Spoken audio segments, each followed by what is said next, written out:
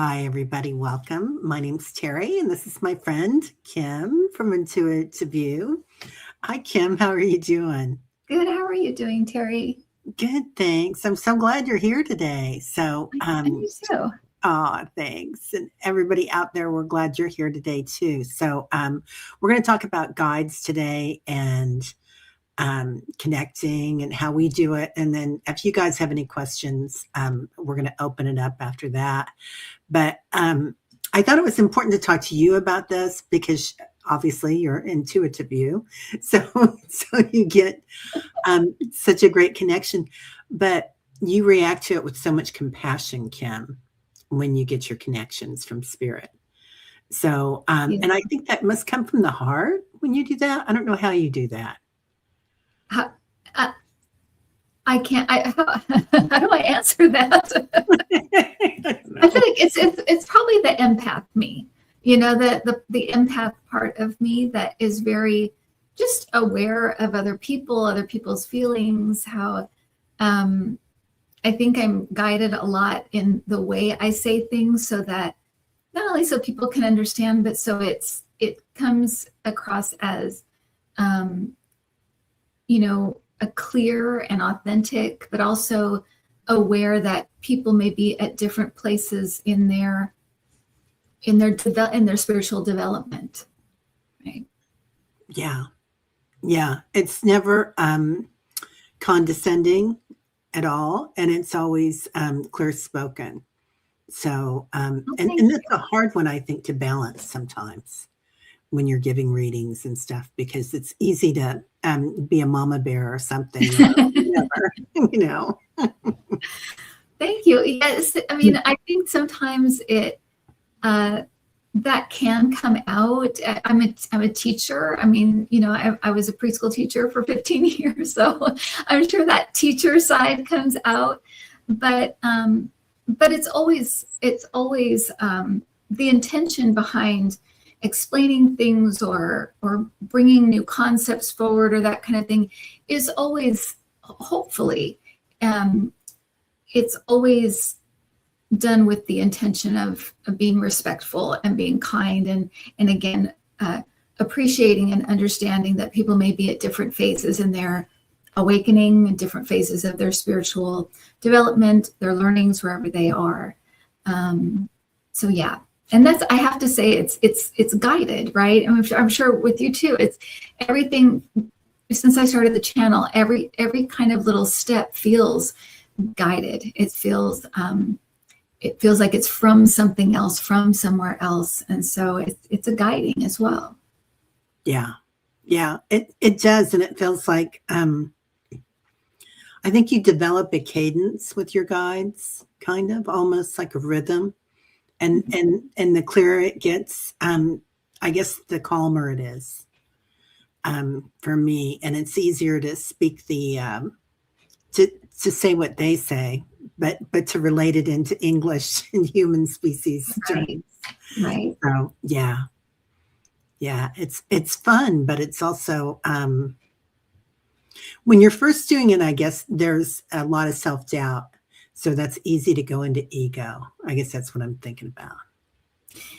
Yeah, it's definitely. And I say it over and over again on my channel. I say it over and over again in my classes that you just need to trust it. You just need to go with it. And the more you do that, the stronger you'll feel it, the more evidence you'll get, the more it will become clear, the more you'll be able to differentiate between your voice and your guide's voice, that you have to just go with it, particularly in the beginning. And I think that's where a lot of people are like, I just can't connect with my guides. It's like, no, you can, but you just won't just go with it and just let it be what it is. You're trying to, like you said, the ego mind wants to come in and control it, know everything about it. I've got to know, I need evidence. I need to, that kind of stuff comes in, and it's so counter to actually what needs to happen to start building that relationship with your guides. Yeah. Do you feel like what is your strongest sense with them? Is it telepathy? Do you see what they say? Do you hear them? Is it clairsentience, or do you feel? Yeah, it's kind of a mixture for me. I definitely get a lot of, so my empath skills are kind of my most natural, my go-to. It's the thing that is just most natural to me, that I've just always been. I've always been sensitive. That's just who I am.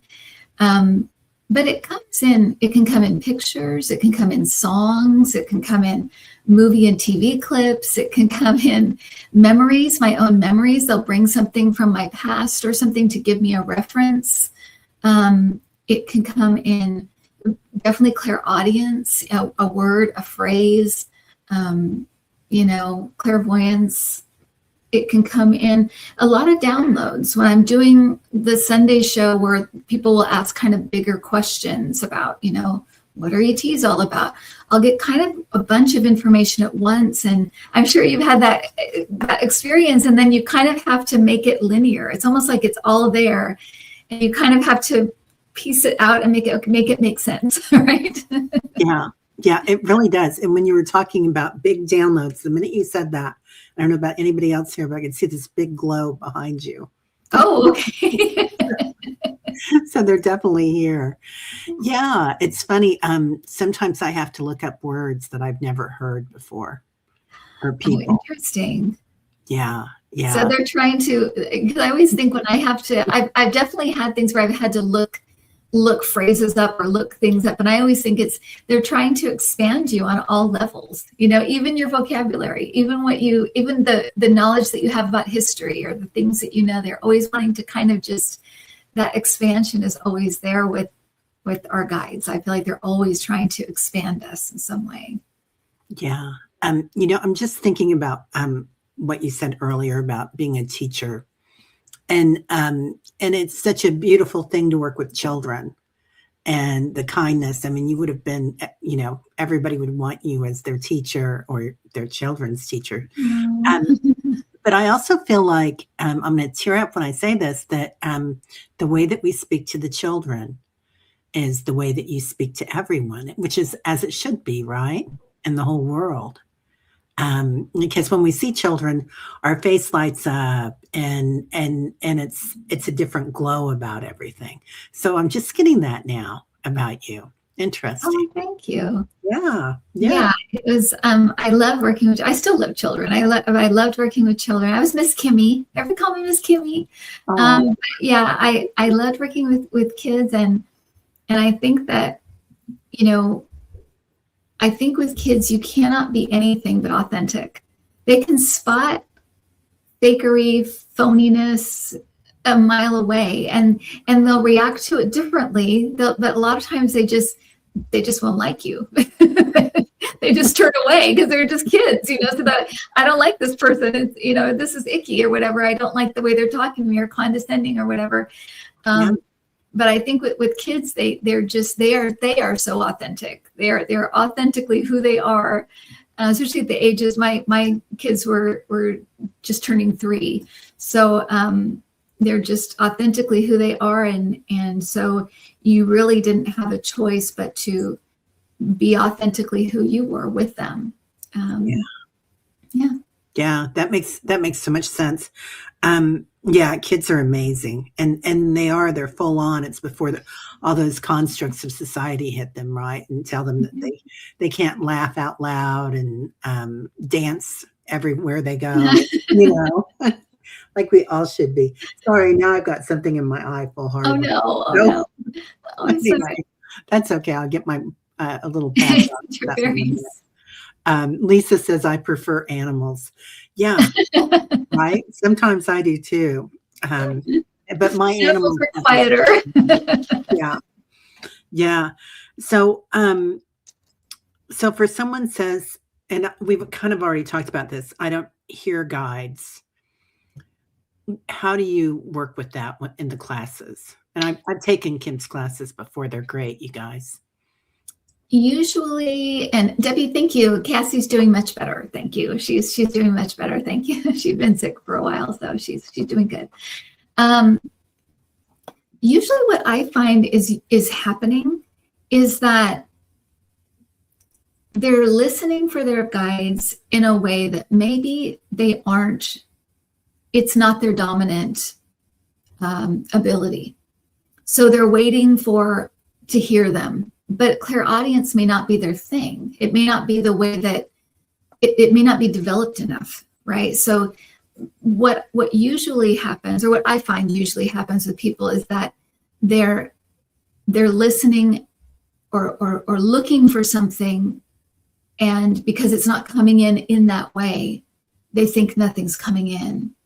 But really, and I also think that they think that it's going to be from the outside in, where it's within you. So it's going to feel like you, and it's very subtle. They're not loud, and they're not supposed to be. If they were loud and distracting, we would be all over the place as people. They have to be subtle and quiet and allow us to make our mistakes and learn and be able to have free will.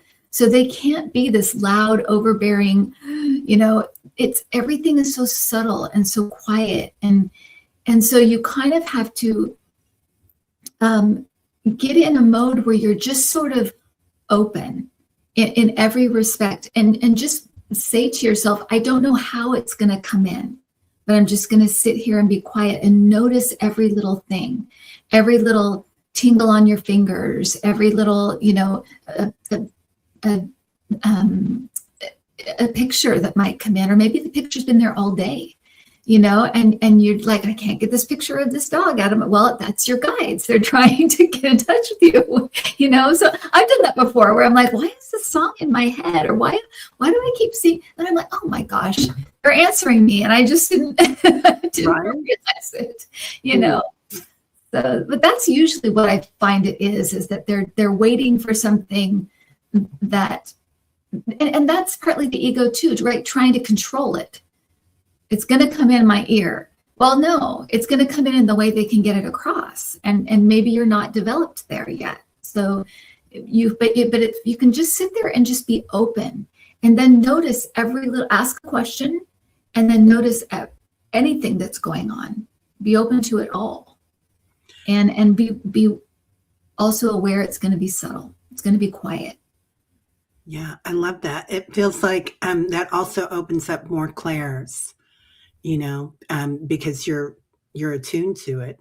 You're ready for it. So exactly, and sometimes it will help you pinpoint what your dominant ability is. If you're a natural empath, you're going to start feeling really calm and really peaceful as your guides come in.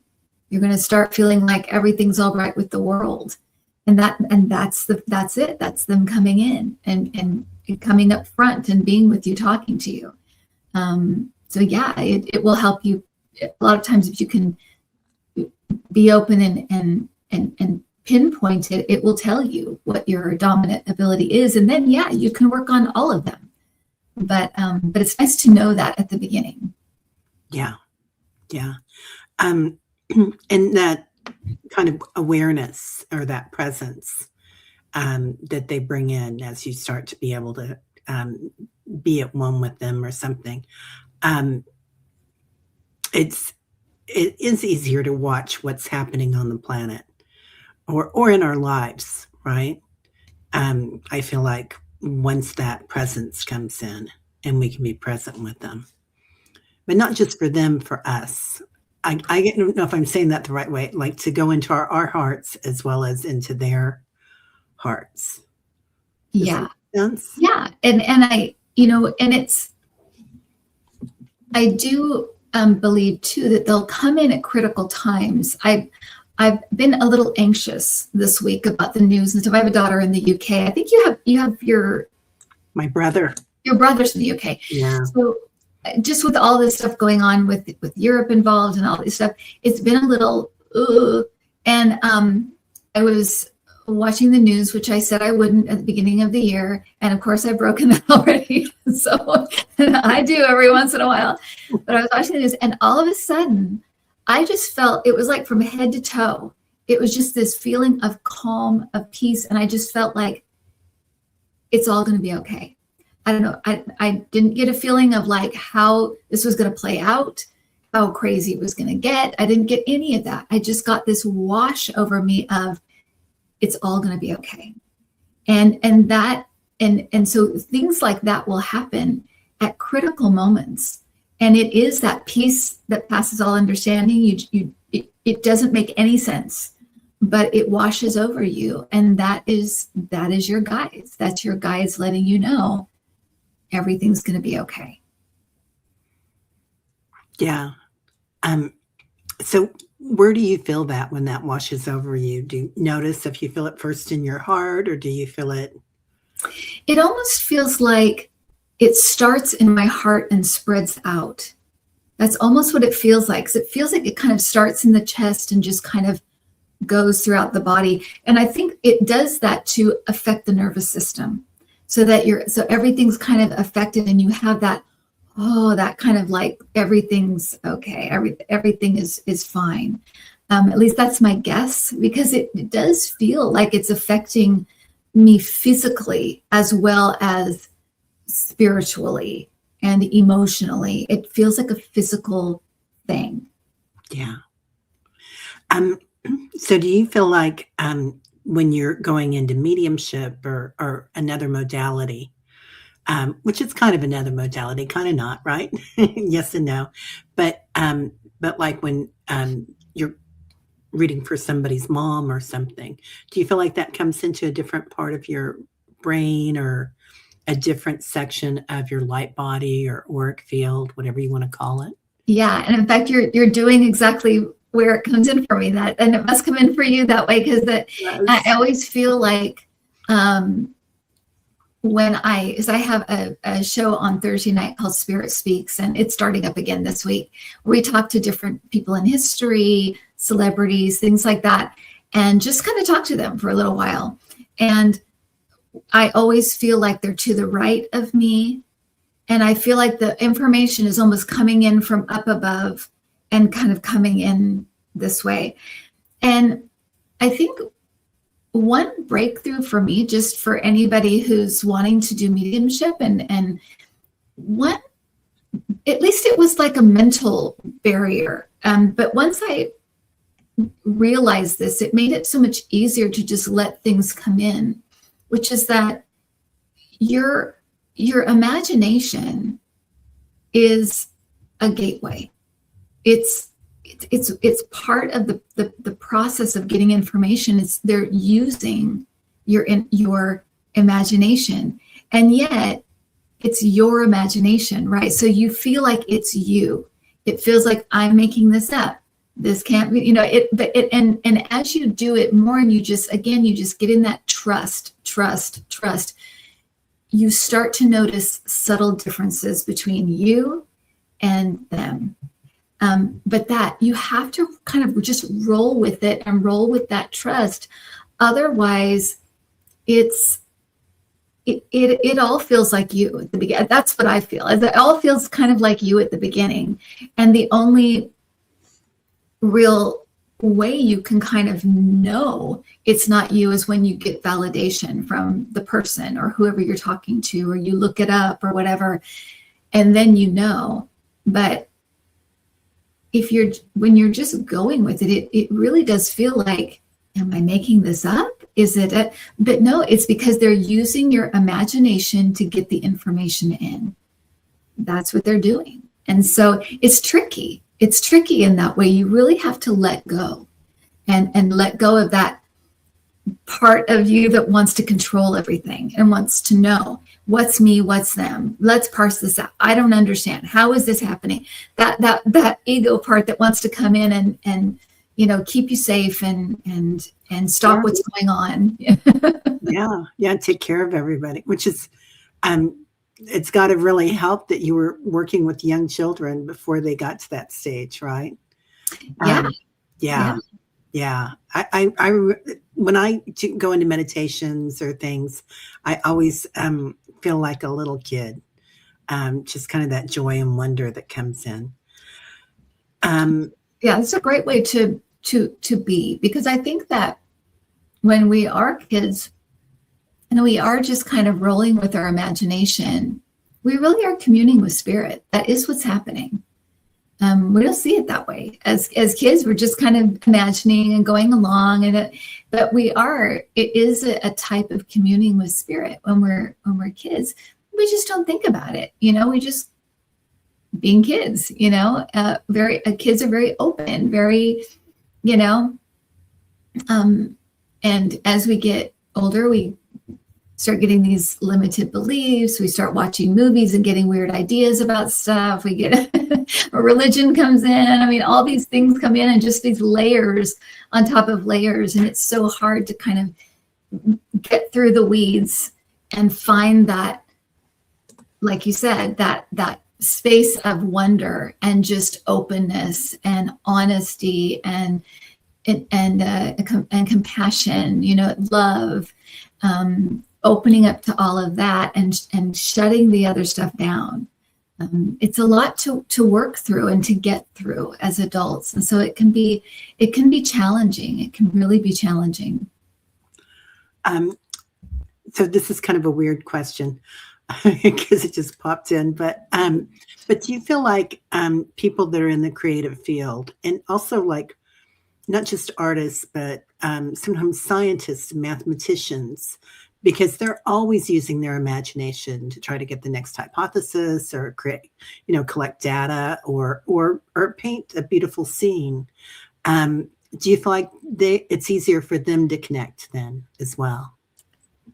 Yeah, I mean, I think they can get into that flow state, because that's what you need to be in to connect. You just need to be in that flow state where you're sort of, you're in the present moment, and you're open, right? And that's really where you need to be. And then you start getting all this, you start getting ideas and epiphanies, and, and part of it is that when you're doing something you love, you're automatically in the present because you don't want to be anywhere else. You just want to be doing what you love. You want to be right there.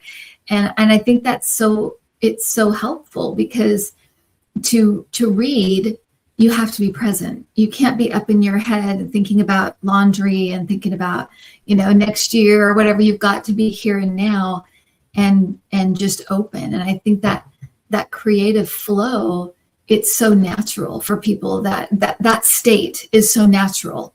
And they just think of it as their, creative state, or I'm just doing my creativity.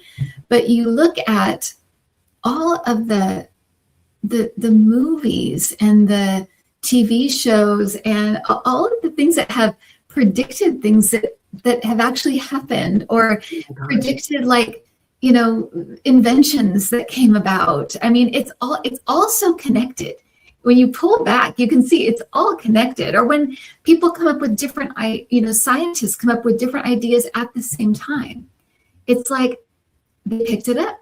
It came in that super highway of energy, and they grabbed it. They were in that flow state and they grabbed it. They just both grabbed it, And so, but you can see all of this, that it's all so connected and intertwined, and it's getting more obvious and more, we can see it so clearly now. I think with all of the technology, we're all so connected now. It seems so obvious that it's like, we're getting these, we're getting the story of who we are, why we're here, through all these different mediums and all these different, through art and through music and through, we're getting all the information. It's being handed to us, especially now. I think that's one way.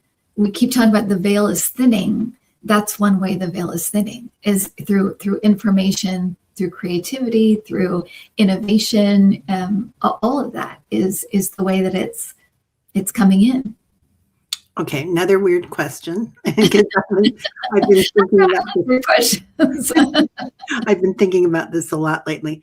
Do you think that we are the veil, like our consciousness or our ego? Like that it's just the way that we think about things, or the way that we, FOMO or whatever, what we're supposed to be. Right. So say that again, Teri. What was the question? Sometimes I feel like we are the veil. Yeah.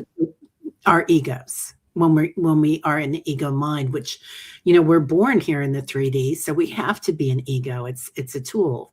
We need it for this 3D world. But do you feel like we're already moving beyond that, and that's why the veil is thinning? Yeah. And really when we talk about the veil thinning, it can be through things like that, things coming into our 3D reality. And it's like, oh, there it is. But really what you're talking about is shifts in consciousness. And I'm teaching a class right now. It's a spirit communication through journaling. And so, but I was explaining at the beginning of this class that we're going to do these exercises that are different types of meditations, but and you're going to be having like references you recognize, going into the heart space. That is just a reference to help you shift dimensions, if you want to say that, or shift frequencies, shift to a higher vibration. You're just using those references that make sense to us. When you talk about having a meditation where you're going out into the clouds, it's a way of getting you to shift into a higher vibration. You're just using things that are familiar, but that's what you're doing. You're shifting dimensions. And yeah, the brain gets in the way because the brain is wanting to think, and it's wanting to question, and it's wanting to judge, and you need to bypass all that to shift into a different perspective. And that's really what we're doing. It's not so much that you're moving from, this room to this room. It's a shift in consciousness. And we're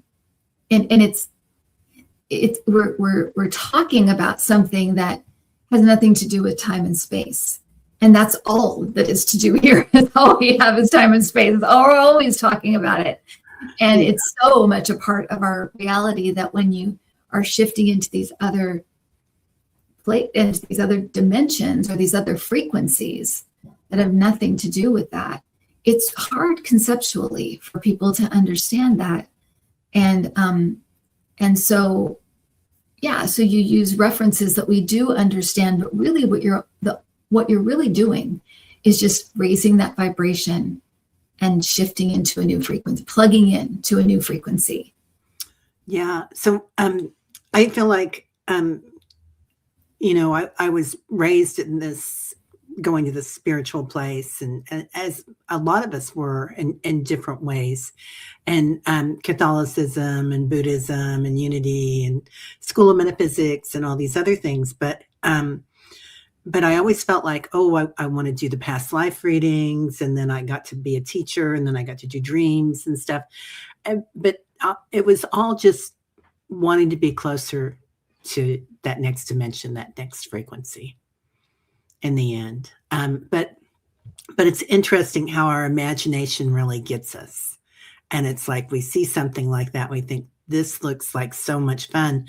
And so many people here are working on their clares and taking all these beautiful classes. But inevitably, it's all about raising that frequency, I think. We figured that out. Yeah. And once you raise that frequency, that's how you connect. That's how you, it's like plugging in into a light socket. It's like you're plugging in, you're connected. And then it's up to you to kind of, again, know your own system and how you're kind of getting the information. Yeah. But that's how you plug in, is you're shifting. And Kelly put it perfectly. It's within us. It's within us that, we shift perceptions all the time. If you're sitting in a room and you've shifted from writing the letter to somebody coming in the door, or you just shifted perspectives. You were completely immersed in this letter and everything you were trying to say, and then you're back here. So we're always doing it, but it's the same kind of thing. It's just more. It has to do with frequency. It has to do with vibration, and it can be very. It can be hard to conceptualize because our references are so different. But yeah, love that. Yeah, and there's so many great comments here. Kelly is amazing. She was on the channel last week. I love her. Nice. Yeah. Paisley says the thinning of the veil and the fine tuning of the radio example. I love that. Love that, Paisley. Yeah. Yes. And Garnet and everybody, thank you. Lots of great things. Anyway, do we want to do some readings now, or do you want to? Do you want to? Okay. Yeah, I'm ready. Yay. Yay. So Ness, this is a great question from Ness. Can you speak about the solar flares this week and the energy we are in for the next 1 to 4 weeks? Immediate energies. And so what are the, can you tell me what the solar flares are? I'm not aware of like planet things or things, and I'm just so ignorant when it comes to things like that. So it's a geomagnetic flare that comes from the sun, and I had to look this up, Ness, because I knew about solar flares, but I didn't know that there was just a big one, unless somebody tells me, because I don't follow them either. But there was a really particularly big one. I think it was the biggest in 20 years that happened on the 18th or the 19th, so just a day or so ago, and it goes through and hits the earth, and I think it does things that it can cause earthquakes or something. Somebody else here will know more than I, but it can really affect somebody's psyche as well, they say. So, and I do know people that are have to go to bed for a little bit when these things happen. Oh wow. Okay. Yeah. Okay.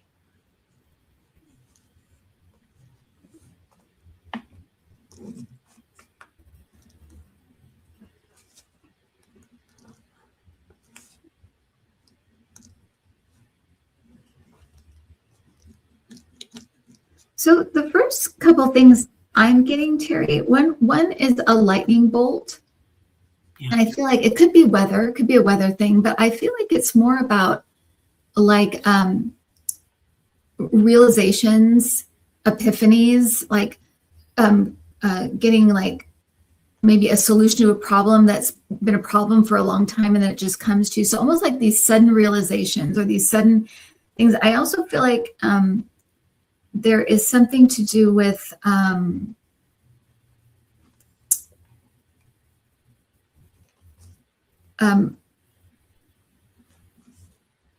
wait, 1 second. Sorry. Shut it down 1 second.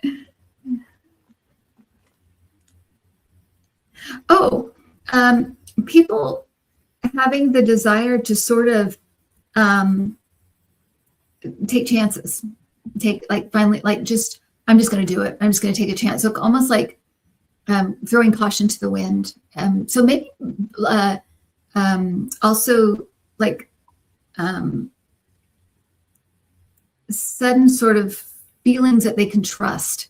They can just trust themselves, trust the universe. But yeah, that's what I'm getting. Yeah. Everybody here is brilliant. They're saying energized magnetic fields.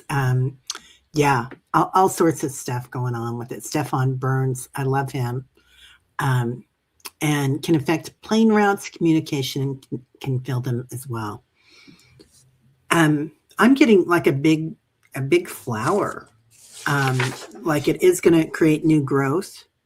Oh, nice. Okay. Yeah. And but also that it's going to affect activations and which you were kind of talking about that as well. It's going to be like more clarity coming in on certain things. And they're also showing me, this is kind of weird, but they're showing me strips out in the desert of things that they're going to start capturing the solar flares with. They're capturing that energy as it continues. So yeah, that came in when you were talking. So I've never heard of that before, but interesting. Yeah, kind of fun stuff. Yeah, and it makes me think with that, the lightning, that things, even when you talk about growth, that there may be a suddenness to all of this stuff, kind of an all of a sudden, and yeah, I hope that makes sense. But yeah, it does. Do you feel like a grid outage or something, or maybe it's like I said, it could be something physical. It could be like a weather thing or a physical thing. Yeah.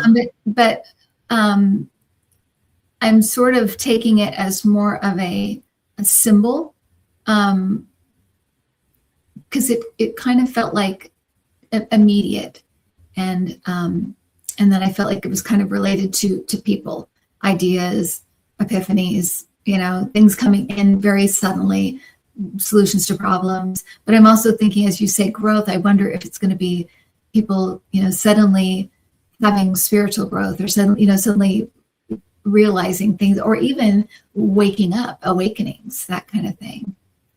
That makes a lot of sense. Yeah. Awakenings. It feels like it's community driven as well. And yeah. So, on mass levels. Yeah, absolutely. Yeah. So, Willow is flying on the 28th. Okay. Wow. Yeah. All right. Okay. All right. Well, thank you, Ness. That was a good one.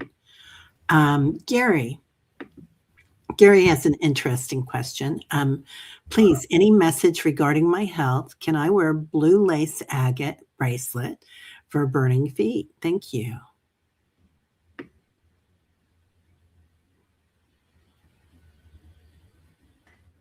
Burning feet.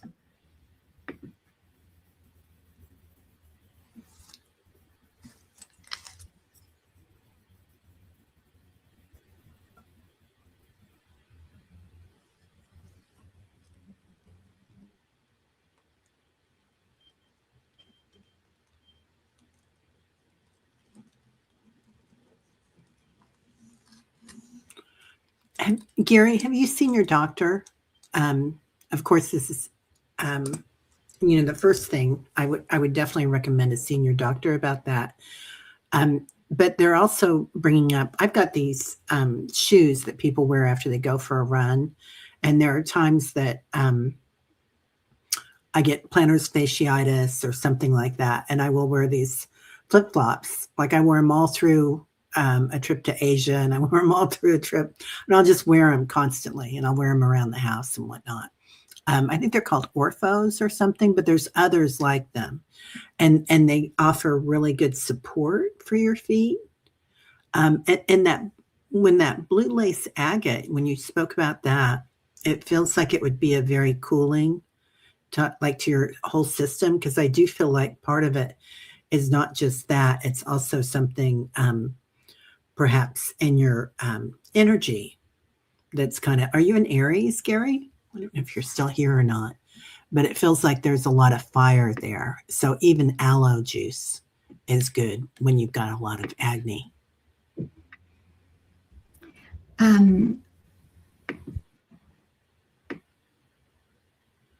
Doctor, I'm not a doctor at all. I know nothing about any kind of biology things.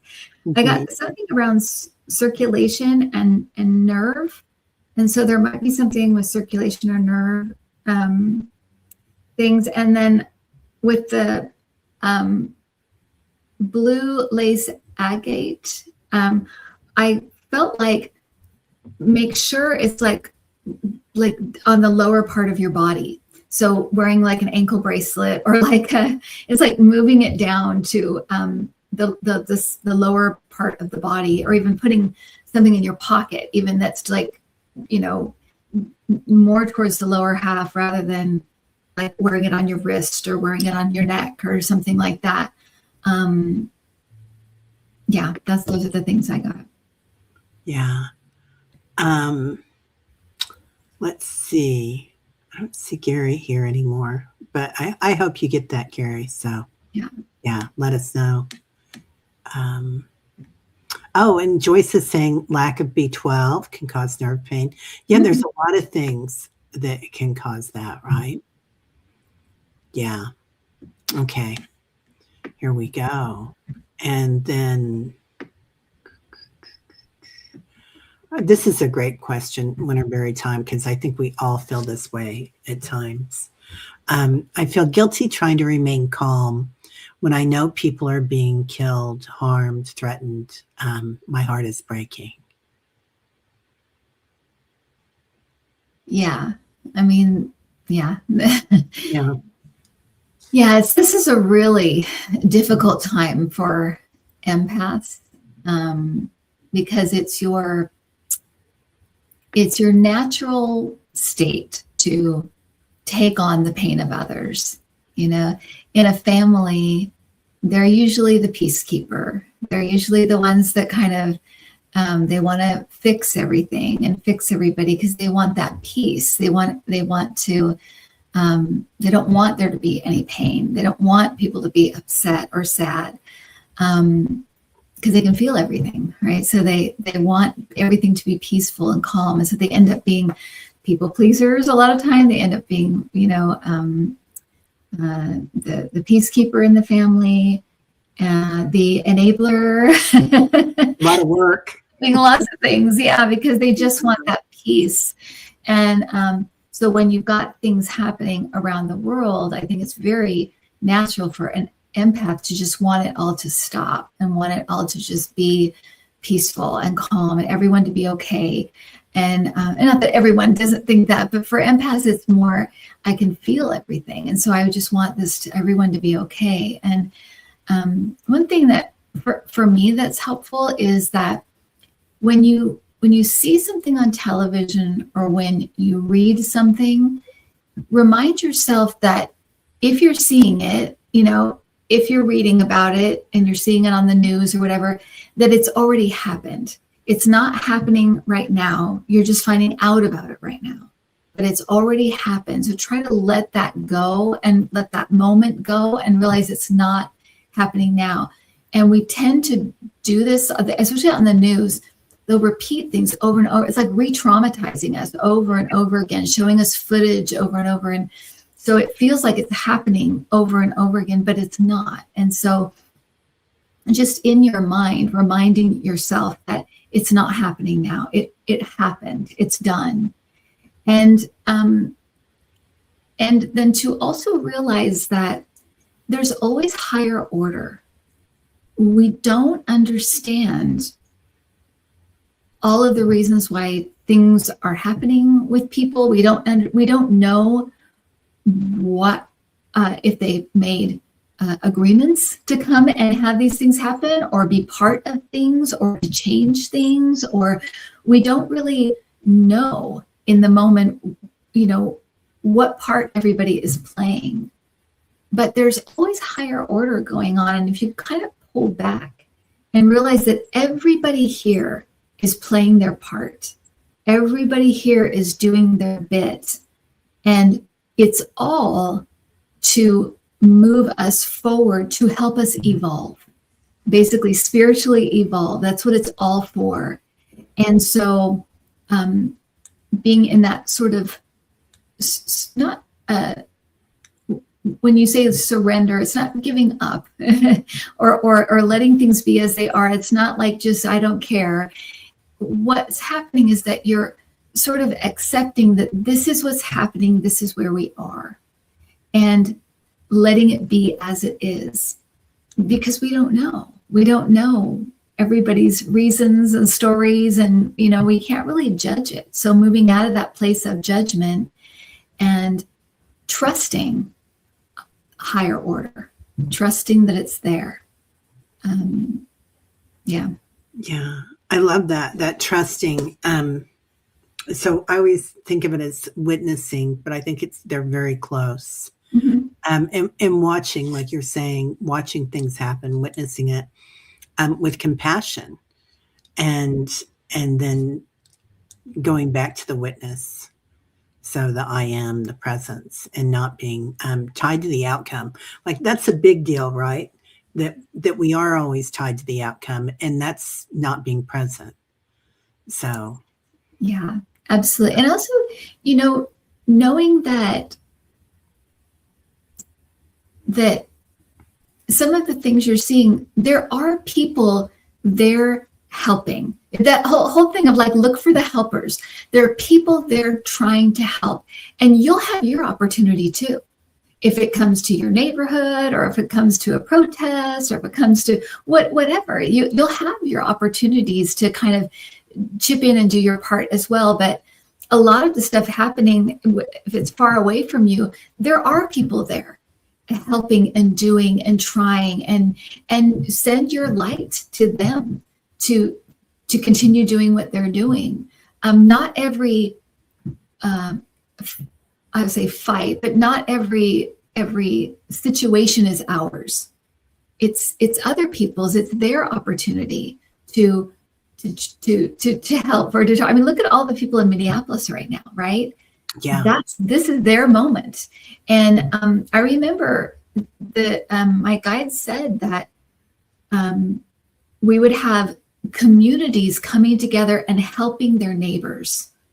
And that's exactly what we're seeing. And so you'll have that opportunity to help your neighbors in some way. You know, maybe it will just be, you know, sharing food if the lights go out, or whatever, or just being, you know, being kind to each other, helpful to each other, you know, being the calm in the storm, you know. But it is coming, kind of, things are coming down to the community level. And so we'll all have our moment. And then it's up to you, you know, how you want to respond, how you want to react. That's part of free will. But I think holding that light, so many of us are in that position right now where we're just holding that light frequency. And that's what we're meant to be doing, being that lighthouse, so that we're kind of that calm in the storm.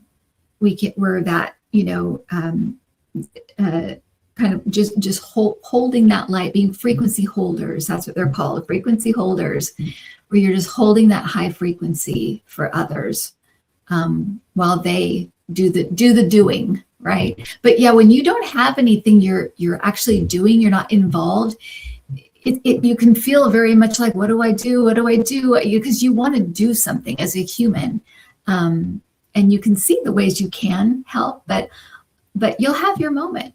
And then you can decide how you seize that, how you do, what you do, and how you respond to it. yeah. Holding the frequency, I think, in different parts of the world is really important, regardless if it's like, you know, a mile away or on the other side of the planet.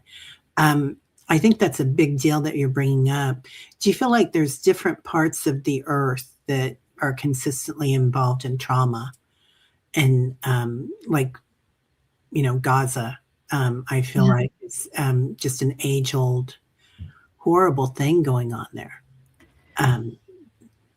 Yeah, I mean, some of these conflicts, some of these, I mean, from the time I was little, it always seemed like the Middle East has just always been this kind of chaotic place with lots of chaotic energy. And there can be lots of reasons for it. There can be, you know, ancestral trauma. There can be land. The land itself has trauma and tears and heartache. And there is this you can actually feel it and see it, that this all is coming to a head. There's something about the last, like, even just 10 years that's just felt like it's all kind of bubbling to the surface. You know, my guys have called this last, like, since like 2017, the great unearthing. Everything that's been under the surface, things that have been ignored, things that we haven't been able to solve, all of it's coming up and out. so that we can deal with it, so that we can, and it's to move on. It's to move past these really dark, old, lower level energies that we're just not going to be using anymore. They're not useful to us anymore. So we're moving beyond them. But a lot of these places where we've seen just constant, I think that everything feels like it's accelerating. It's moving faster, and I do feel like it's to get it out and up and kind of deal with it, solve it, look at it once and for all. But I think some of these places, I mean, America's had that. I think we've had lots of, we've never dealt with stuff, and we have, we may have, some of us, some people in America have money and things, but that's nothing really. It's helpful to have food and water and things like that, and of course everybody should, but the type of like spending and stuff like that, it's so meaningless. It's so dumb. It's so, and then the way it's hurting the earth, and the way it's hurting us, and the way that people have never been more unhappy. I mean, what does that tell you about where we are? It's like, so anyway, not to get into it, Teri, but that no, it's good. Absolutely. I just think it's happening all over the world in different ways. But certainly we've seen it like in the Middle East and lots of African countries. We've seen, and I think it's partly just that it's almost like recycling and kind of, but I feel like it's coming to a head and it's starting to end. And it just seems like it's coming out with a vengeance right now, because it's, we're trying to move past them. Yeah. I feel like I remember when the last presidential election, and you got on and you were talking about Kamala had lost, and you said, well, this is like ripping the Band-Aid off, that things are going to happen very quickly. And I feel like, and I think about that from time to time, because I'm like, oh, there goes another one. There goes another one. I feel like we are really losing our Band-Aids here, but it is constantly happening, isn't it? Yeah. Yeah, it is. And it's all going to the same place, whether it was Kamala or Trump. It's like, it would have been either a longer, softer, experience, but much longer, by the way, much longer. Yeah. Or a really fast, really chaotic, really crazy experience that just moves everything fast. And that's the pick this road or this road. And, through whatever circumstances we pick, this is the road we're now on. It could be just the impatience of older souls being like, okay, come on, let's get this. We've been waiting and waiting for this. Let's get this done. Come on, people. It does seem like the timeline is sped up, though. I don't know about you guys, but I feel like I mean, we're talking about Greenland now, and we're talking about, all these other crazy things, Venezuela. So it's, it does seem like I look at these things happening. I'm like, is this the United States, or is this Russia, or what is this? Like, who are we now? Which is right. The soul question, the number one soul question, right? Who am I? So, so maybe that's where we're supposed to be. Yeah. Mary believes everything happens for a reason. Yeah. Yeah, for sure. Definitely. It's true. And along with that, I think that, and everything happens for a reason, and we don't know why. We're constantly, asking why, but we just don't know. We're and I think that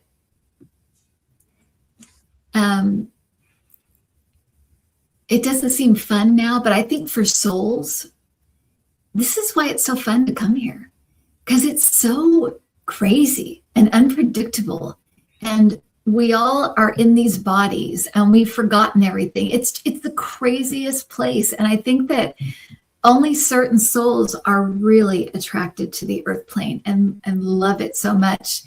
And I really see us as kind of the Indiana Jones of the spirit realm. It's just, we have this really I think we see it as really interesting and fun and such a fast way to grow. And yeah, I really do see it that way. And yeah, I do think everything happens for a reason, but we don't know right away. We figure it out, sometimes over time or over a long period of time, we can look back and see, oh, this is why that happened. But it takes some time and there has to be trust involved. Yeah. Yeah. It does take a while, doesn't it? It's like we watch all these things happening and then we're like, did that just happen there? And did that just happen there? But then we have to look at the solar flares and ETs and all sorts of other things happening all at the same time. And it's like a conglomeration right now. If you keep your eyes open, because it's going to fly right by you, Yeah. a cat with wings or something. It's going to be. And it's that, and you're talking about exactly about, times feeling like it's just accelerated, and also space, right? Where some people are starting to see things that, they didn't see before. Or I get people all the time who are like, I never saw orbs with I always had to use my camera, but now I'm seeing them with my eyes. It's like we're shifting in space as well, not just in time. Yeah. I saw the full spectrum in my dining room the other day when I woke up. And I was like, wow, that's so cool. And then I kept, doing one of these. I stayed there for a long time. And I was like, okay, I love that. Yeah. It's so much fun right now. It really is. Parts of it, not all of it.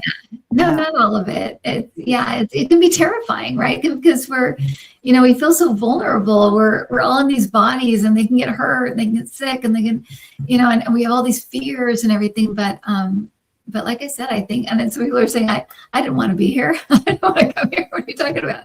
And I do think there's a lot of volunteers here that are not usually here. They just came in here to help get us over the mountaintop. But I think a good many of us that have been here many, many, many times, I think that it's fun. It's the Wild West here, and we really like it. It's really fun. I love that. I love that. This is a great question, Suzanne. Why would one get psychic hits when we haven't asked for it?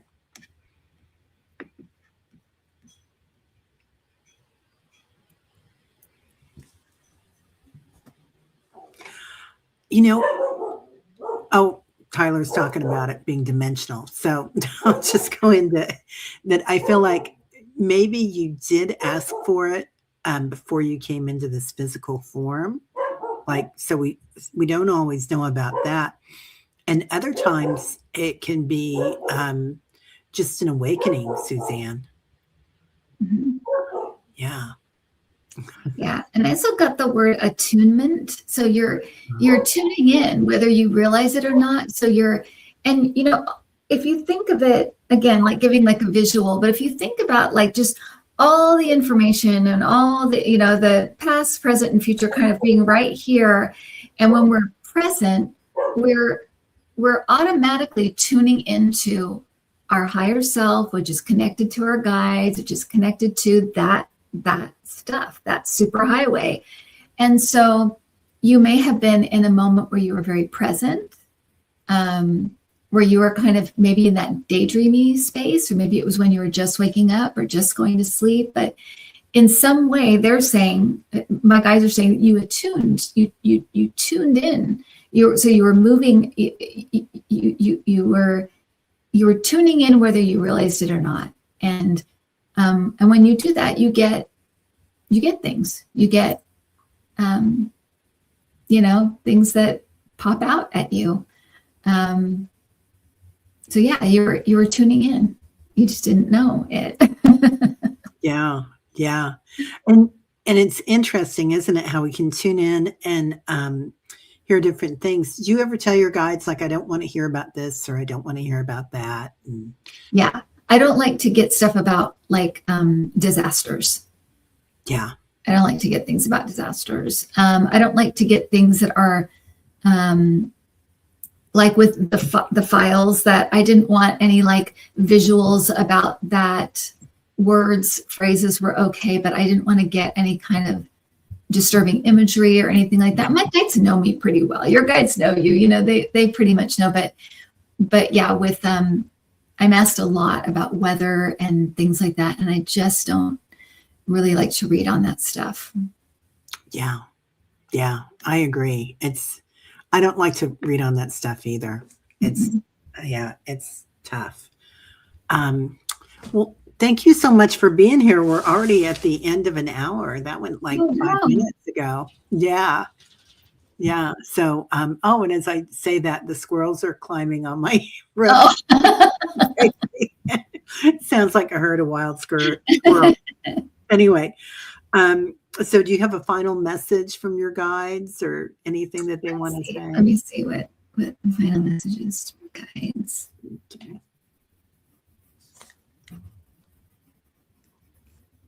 Be not afraid. Do not be afraid.